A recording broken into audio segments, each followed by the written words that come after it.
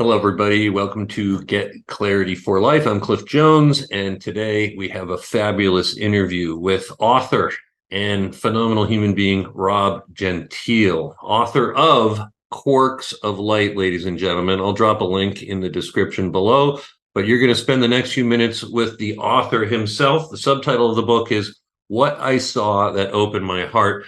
Rob, welcome to Get Clarity for Life. Cliff, thanks for having me. Honor to be here. So I first saw your story on YouTube, Anthony Chain's channel. Anthony's doing a great job. Your story just called my heart. I reached out to you. You were kind enough to respond. We had a little dialogue, and you were even kinder to give us your time to share your story. So having read your book, and most of my audience maybe not having met you before or knowing much about the book, let's just get right into your experience. You're a guy who has experienced what we call a near-death experience, NDE, and that means you have actually left Earth. You were technically not with us any longer, and this happened more than once. So why don't we pick up your story where you tell us what happened the first time? Sure, be glad to.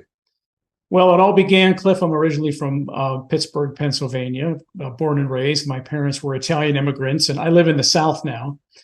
But what happened to me is that this was back in January of 2016.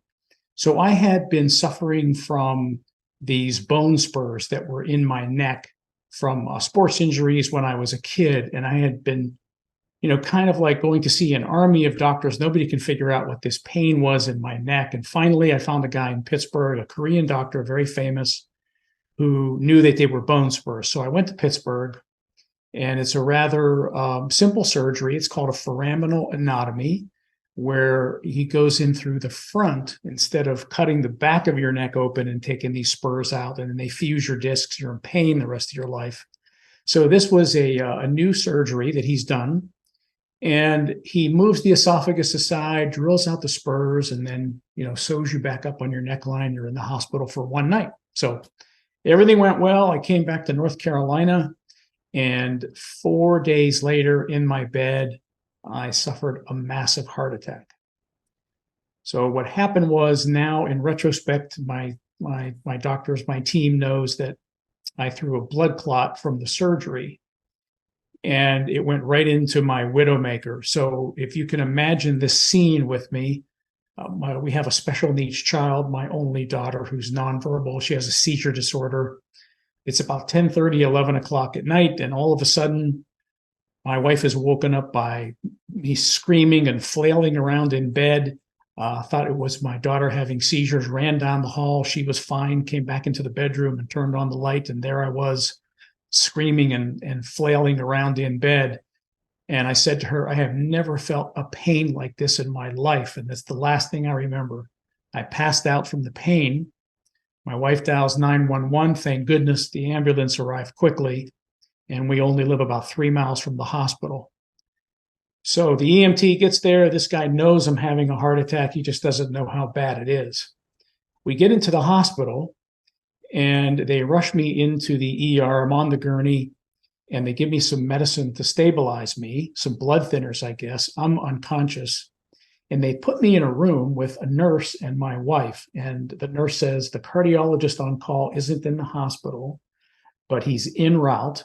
But your husband should be fine until the cardiologist arrives, unless, and as soon as that nurse said, unless, that's when it happened. I had sprung forward on the gurney, almost like it was a scene out of the movie The Exorcist, my wife said, almost as if somebody had grabbed me by my shirt and pulled me forward on the gurney with great force. So I sprang forward, my eyes popped open, and I screamed out the name Frosty. And then I collapsed backwards on the gurney. I flatlined, which is technically dead. The heart stops. Code blue rang out on the hospital floor, and in rushed a team of doctors to start working on me. Now, what was curious about this is that the little Indian doctor, Dr. Patel, beautiful woman who is now a very good friend of mine, before she took my wife out of the room, my wife turned to her and said, You have to save my husband. We have a special needs child, and she will not make it without him. And I can't do this alone. Talk about pressure. So my wife goes out. She's in the hallway. She drops to her knees, begins praying out loud to God to save me. Dr. Patel begins to work on me. 5 minutes go by, nothing. 10 minutes go by, nothing. 15 minutes go by. She cannot resuscitate me. Finally, Dr. Bajwa, who is also now a good friend of mine, the cardiologist arrives. He does an emergency catheterization up through my thigh. He finds the blockage in my widowmaker, inserts 2 stents. It's too late. I'm in cardiogenic shock and respiratory failure. 20 minutes go by. Finally, a little bit of blood starts to flow, but it's too late. Another doctor comes in, intubates me. I'm on the vent where I would lay in a 4-day coma. So that's how it began, Cliff. It's for somebody who's never heard a story like yours, it's inconceivable, but here you are. The many wonderful comments in the beginning of your book talk about the way it touched their heart. Your story touches millions of hearts, and you're just beginning to get your word out. So through this first phase, what level of awareness do you have? And what's the big lesson you're learning at this point in your life, so that our audience can get some insight into what you're really thinking going through all that? Great question. Well, so what happened is that my oldest brother, I was raised Catholic. My oldest brother drives down from Pittsburgh, Pennsylvania. He understands how dire the situation is. He calls the local parish priest. The parish priest comes in and anoints me, gives me my last rites. Now, in the Catholic faith, that's called extreme unction. You only get it one time in your life. So I am anointed with oil and ashes so I could face the Lord, and everybody walks away.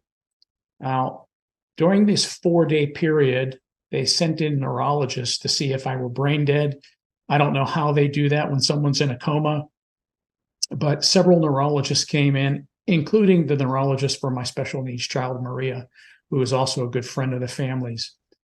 And then on the 4th day, Dr. Carson, who was the one that intubated me, came to my wife and said, look, we can't wait any longer. He might be a vegetable. We're going to pull these tubes out and see what we've got. So they pulled the tubes out, and that is the first awareness that I had being conscious. I started to choke, and they're, taking these tubes out and vacuuming all of the, the spit and so on and so forth. And I remember coming out of recovery. I was in the room, and it was my wife, Melanie, the first one that came in. And she said, I was talking like a child. I had this childlike voice, and I kept on telling her, Melanie, you have to believe me. It was your brother Frosty. It was Frosty that came to me. And she was stunned. And she said, oh my God, Rob, that makes total sense. I said, well, what do you mean? And she said, right before you flatlined, you sprang forward on the gurney, you shouted out Frosty's name, and that's when you collapsed and died. And to give you some background, Cliff, so Frosty, at the time when I died, I was 56 years old. My brother-in-law, Frosty, was the same age. And he was going through a pretty difficult time in his life. He was going through a divorce. He was living in the upstairs bedroom of his parents' house, which is only about 20 miles from here in a little country town. And he had one daughter. She was in college. He was a land surveyor. It was Christmas time. He was feeling the pressure. And Frosty, had a severe anxiety disorder. At one time, he was on drugs. He had been clean for a number of years. But that night, he thought he'd go out and just do it one more time just to blow off some steam. And he got a hold of something that was laced with something that drove him mad. And he took his own life, unfortunately. So that night, his mother had called me. It was about 5:30 in the morning. And she'd asked me to come down to the house and go up into the bedroom and see if I could find a note or a notebook or something that would give the family a clue as to why Frosty did this. So I have to tell you, it was a very difficult thing for me to do. I had to pick through a rather gruesome scene, but I went up into that room 7 times, and then I finally found a notebook that I gave to the family. And I have to tell you, so during this period, and who knows whether it was during coma or when I was laying on the gurney and they were working on me when Frosty came to me, but my wife said, "Tell me exactly what Frosty said to you." And Frosty said to me, "I made a big mess out of things, and you have to go back and help clean things up. But tell my family I'm in a good place." And Cliff, that was the first time that I had an enormous paradigm shift in my belief system. Because here I was, 56 years old, and my daughter Maria was born with a very rare neurological disorder, Rett syndrome.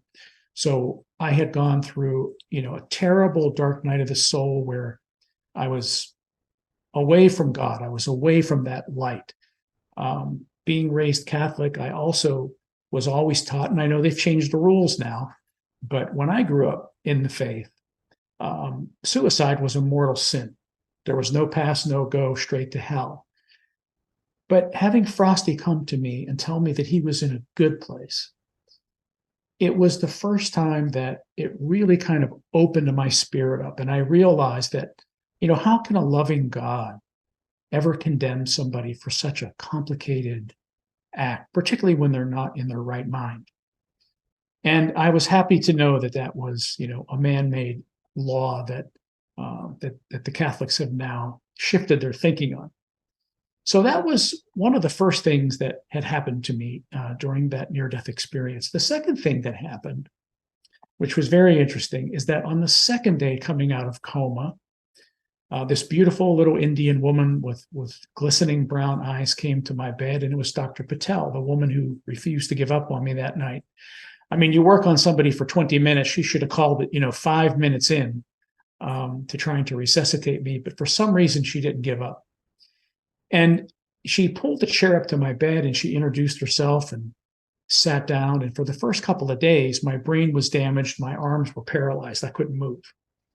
And she very tenderly put her hand on mine and she introduced herself. And she said, she started to get emotional about everything that she did and how she almost lost me. And then it got very personal, which I found odd.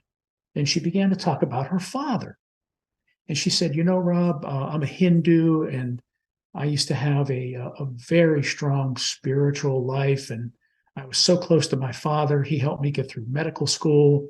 And we would almost communicate telepathically. We knew what we were thinking. And he just was living to see my first child. And 6 months before my son was born, he died of a brain aneurysm.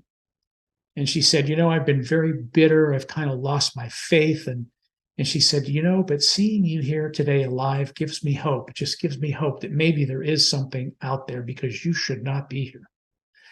And then, Cliff, it hit me. The puzzle unscrambled. There was another male spirit that entered the room when she was working on me. And I could hear that voice over and over again say the same thing.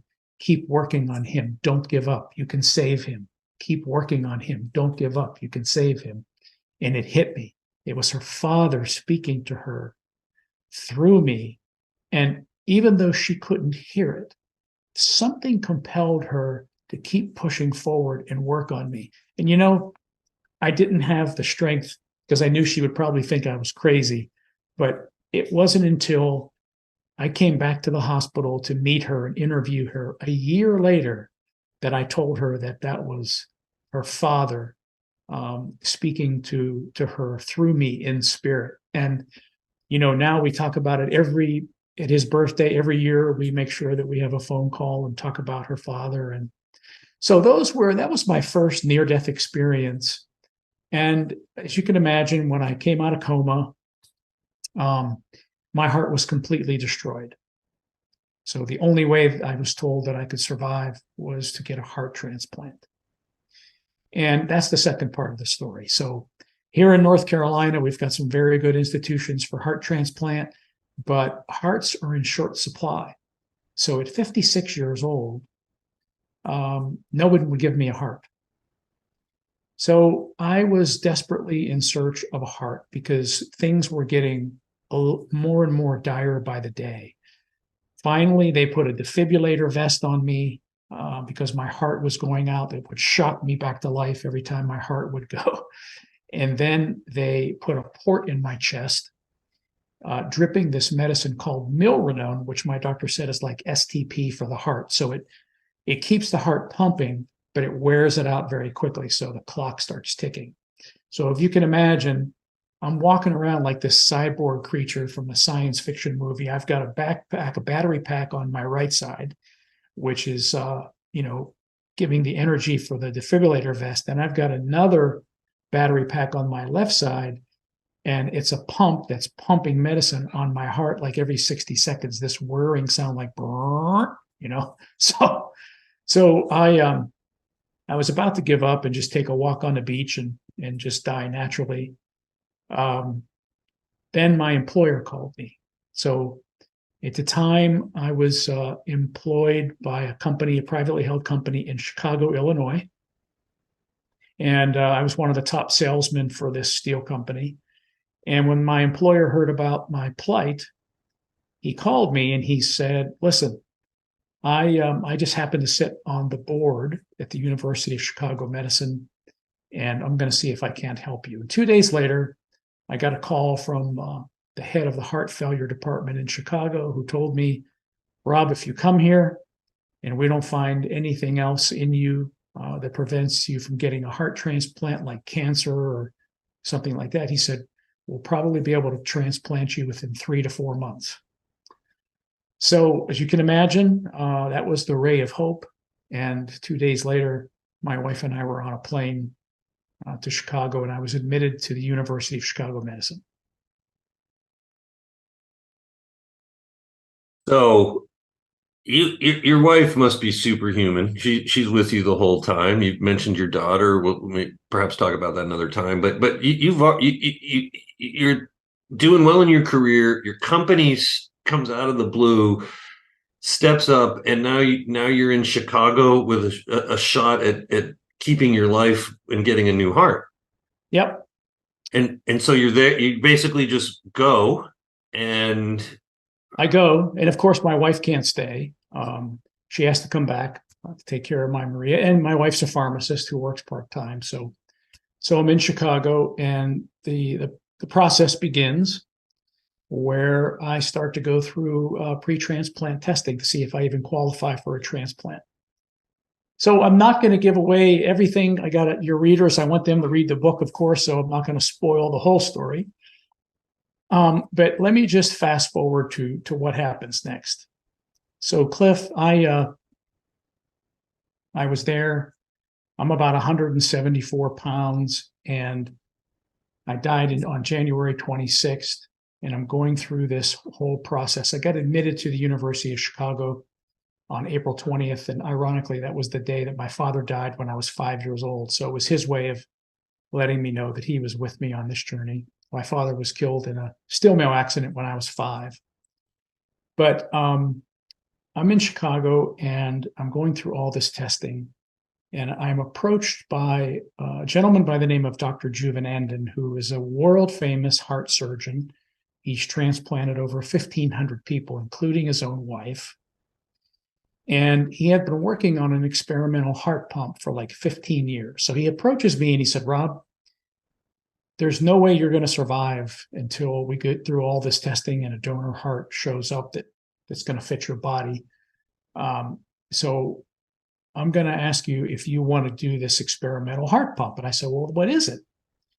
And he said, well, what we'll do is I'll cut you here and I'll fish this little skinny balloon pump down through your aorta, and out of your left side will be this titanium disc behind your rib cage. And these wires will come out, and it'll be attached to a little pump about the size of a lunchbox run by an iPad. And this thing will pump your heart until a donor heart arrives. So it's experimental. And I said, wow, that's incredible, Doc. I said, how many people have had this thing? And he said, well, That's just it. He said, we've had it in a few cows and some pigs. So he said, you would be our first human trial. We need 3 weeks of data to be able to take it to the FDA. Now, there was a gentleman that they had it in because he was going to die. They had it in him for about 24 hours, I think, and a heart came. But I was the first human trial. And it was a fascinating thing. I'm glad that I did it because the new pulse heart pump is now being used all over the country as a bridge to transplant for other patients. So they can even go home with it instead of waiting in the hospital like I did. But for me, Cliff, unfortunately, they found something in me that prevented me from getting a heart transplant. I won't get into those details because the government, if they find something in you like cancer or something like that, because you have to be on immune suppressants the rest of your life. And if you have another health issue, the immune suppressants, of course, will just let that cancer proliferate or whatever other health condition is inside you. So I was taken off the transplant list. So it was an incredible blow. My wife almost had a nervous breakdown. I'm taken off the transplant list. And I had wizened down to about 132 pounds. And I was just green and ashen and didn't look like I was going to make it. So one night, I knew that it was over, and I was in my hospital bed. And they had me in a room on the 8th floor facing Lake Michigan. And when you're that high up, it's almost like you're in the middle of the lake, and that lake's like the size of the ocean. And it was kind of interesting what happened to me because all of a sudden, out of nowhere, this incredible storm whipped up off the lake. Lightning like I had never seen before in my life. And it was just lighting up my room and heavy sheets of rain slamming against the window. And it was almost as if some kind of negative entity had entered the room and it was baiting me. It was baiting me by reminding me of every mistake that I'd ever made in my life, heavy burdens that I had been carrying around, things that I'd been ashamed of. And it was weakening my spirit. And I got to tell you, it was working. And almost as if I was like this magnet, I began to draw all this dark energy into me. And I was believing everything that I was hearing because a lot of it was true. And all of a sudden, I just threw in the towel. I just gave up. I cried out to God, do with me what you will. And when I did that, my heart went into tachycardia, and there I went. And what happened next is, and it took me 3 years to write this book, but this chapter, which I entitled Into the Ethereal, is the shortest chapter in the book. And it took me the longest to write because what happened there is just inexplicable. But in the next moment, I was taken up into a timeless place. I found myself standing in the middle of nowhere. Almost like the way I describe it, it's kind of like looking outside an airplane window on a clear day. You think you see everything, and you can, but you're really seeing nothing at all. And that's what it was like. There I was standing in the middle of nowhere. And I could see a hologram of my body, perfect and whole, in the green hospital gown, standing in the middle of nowhere. And I could see my broken, atrophied body ready to die in the bed with being hooked up to the pump and everything else. And I thought to myself in that moment, what is happening? What is happening to me? This is inexplicable. And I remember the 5 senses of the body had no functionality in that place where I dwelled. In other words, I couldn't smell, taste, or touch anything. It was just me standing in the middle of nowhere. And I remember being disappointed. I didn't see any divine being. No angels came to me. My parents who had gone before me didn't come to greet me. I didn't hear any music. But then, just as clear as I'm talking to you, the divine spoke into my spirit and said to me, this is your real identity. This is the divine source, the foundation for everything. My power is omnipotent. things like that began to come to me, and I began to feel that peace. And it was in that moment that I realized that it felt like the grains of my being were made of sand, and someone picked me up and just threw me and scattered me across this infinite, timeless universe. And when that happened, it felt like I was connected to everything. And I knew in that place that I was not my body, my race, nor my religion. This was my real identity. And, what happened then was inexplicable. I saw and became part of this gigantic web made of twinkling lights. And the best way for me to describe this web is that it looked like, we remember from science class what a neuron looks like. It looked like a neuron, and a neuron has a nucleus and it has tentacles, and they entwine themselves with one another. And it was like this beautiful tapestry made of twinkling lights that just seemed to stretch into infinity, hanging on the ceiling of the universe. And I somehow knew in that place that each little spark or quark of light inside that nucleus represented a life. And it was shown to me that these quarks are the smallest building blocks of matter, and they're made of light. And these quarks combine to create infinite possibilities in the universe. They could become a tree, a person, a dog, or a planet. And then it was shown to me that this is what the divine uses to create. The divine uses light to create, heal, and transform us. At our very essence, we are made of light. And I thought to myself, while I was connected to everything, I thought, if I hurt myself, I hurt everything connected to me. But if I love, the light will spread. And you see, that's how we light up the world. When we love, that light spreads and it empowers others to light up.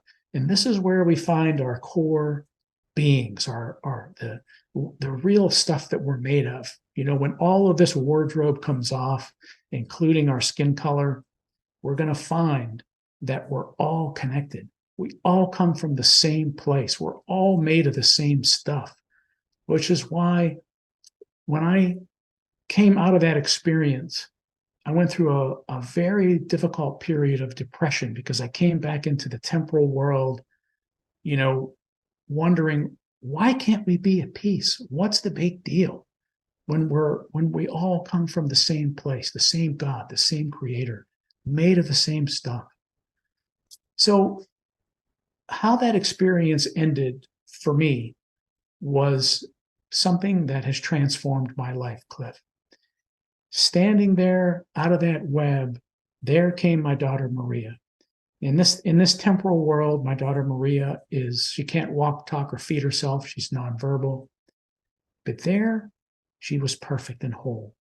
And she was standing in front of me.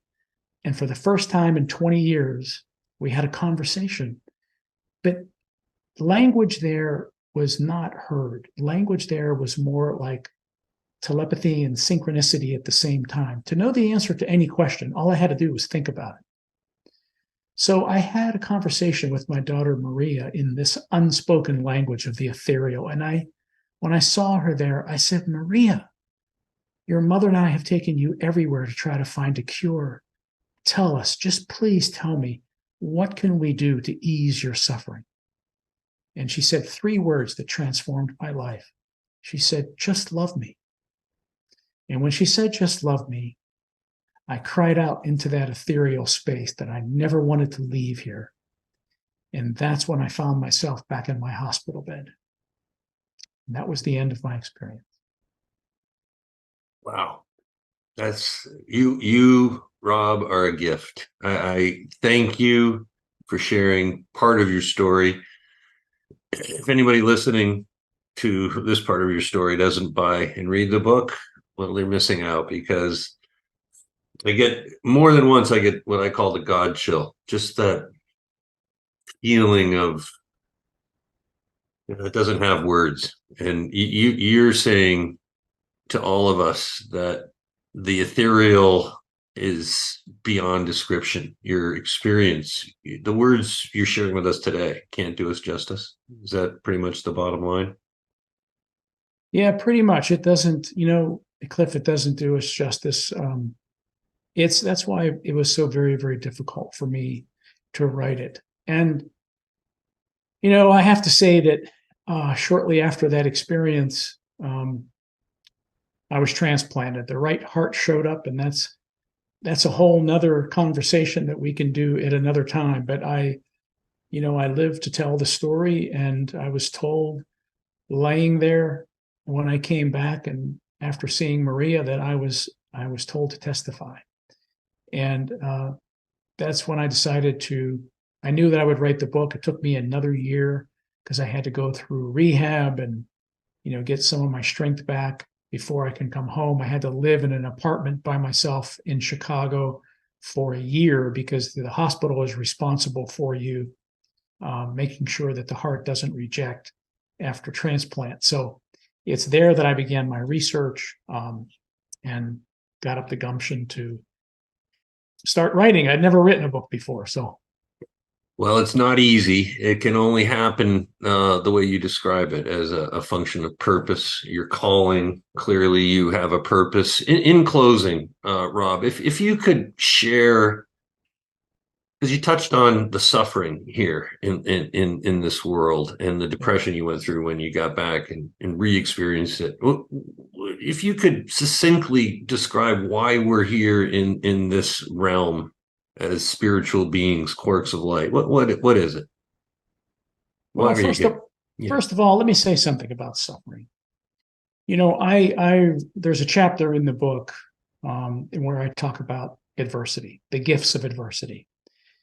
And I have to tell you that adversity can be a gift because it really pushes us into a corner. It calls us out and it peels us back like an onion. And it really makes us face who we are at the core of our being. And when we can understand that we're from this divine love and light of the Creator, and that the Creator forgives, and that this light that is in all of us, it's free, it's innate, it's given us for free. And when we realize who we really are, there's nothing to be afraid of, really. So that's one thing I have to say there. And then here's what I believe that this web was all about. I'm going to end it with this, Cliff. When I was in that web, there were some parts of the web that were darker than others, and there were some parts that were brighter. And I realize now that that web represents this light and dark struggle that has been going on since the beginning of time. And I thought when I was in the web that, are those dark parts of the web, evil? No, those darker parts of the web were human beings that were not allowing this divine love and light to express through them the way it should.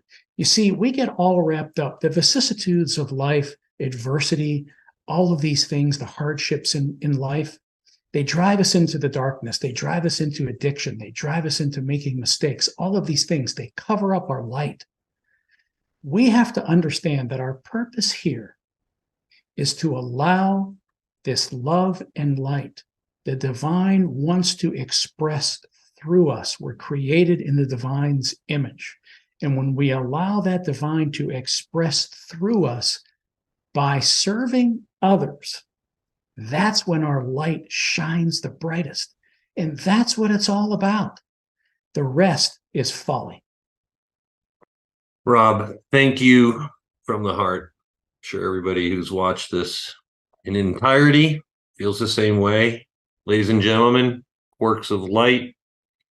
What I saw that opened my heart, boy, it really opened your heart. Rob Gentile. Help me out. Gentile. Gentile. Thank you. You told Thank me you for that at the having me. beginning, but no, Gentile. And I hope to see you back at some point. We're new here at Get Clarity for Life. So thanks again for being here, and hopefully we can get you to come back.